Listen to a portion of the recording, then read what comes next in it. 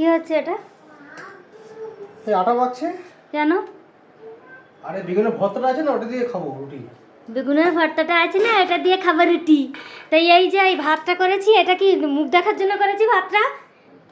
হ্যাঁ, তুমি এই রুটি করছো, রুটি খাবে, আর এই ভাতটা কি হবে? আরে দুপুরে তো খেলাম বেগুনের ভর্তা দিয়ে, এখন রাতে রুটি দিয়ে খাবো। ভাতটা কি হবে সেটা জিজ্ঞেস করছি। এতগুলো ভাত, ভাত তো ঢেলে দাও, সকালে পান্তা ভাত খাবো। বাবা বাবা বাবা বাবা, কি সুন্দর চিন্তা ভাবনা। তাই এই যে ভাতটা আছে, তুমি সে জানো না কি জানো কি আমার দেখার দরকার নেই। তুমি যখন এইটা বানাচ্ছ, রুটিটা বানাচ্ছ, আমার সঙ্গে তো একবার আলোচনা করবে।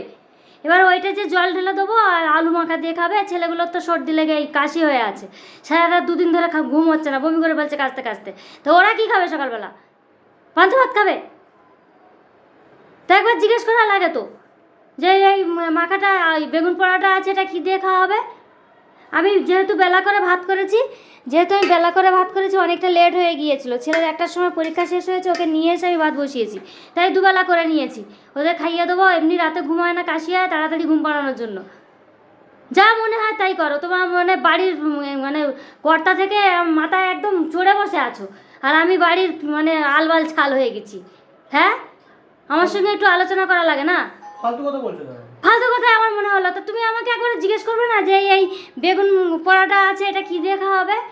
তোমার ইচ্ছা হলো, তুমি রান্না করতে জানো বলেই, রান্নাঘরে ঢুকতে পারো বলেই তুমি রুটি করতে আরম্ভ করে দেবে আমাকে না জিজ্ঞেস করে। আরে এই জল ঢালা ভাত আমার ছেলেগুলো খেতে পারবে? তা কি করবো? কি করবে? আমি কি করে জানি তুমি কি করবে?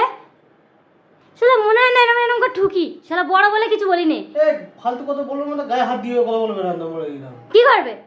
মাথা গরম করে দিচ্ছ তুমি আমার। তা আমি খাবো, সকালে সারাদিন ধরে কাল পান্তা খাবো, যাও।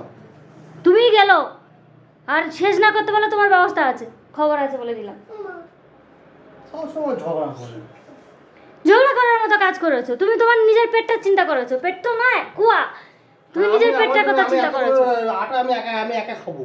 হ্যাঁ, তা তুমি জিজ্ঞেস করলে না যে এই যে তোমার সামনেই আছে, তুমি নিশ্চয়ই দেখেছো এতে কি আছে, হাঁড়িতে কি আছে, নিশ্চয়ই দেখেছো।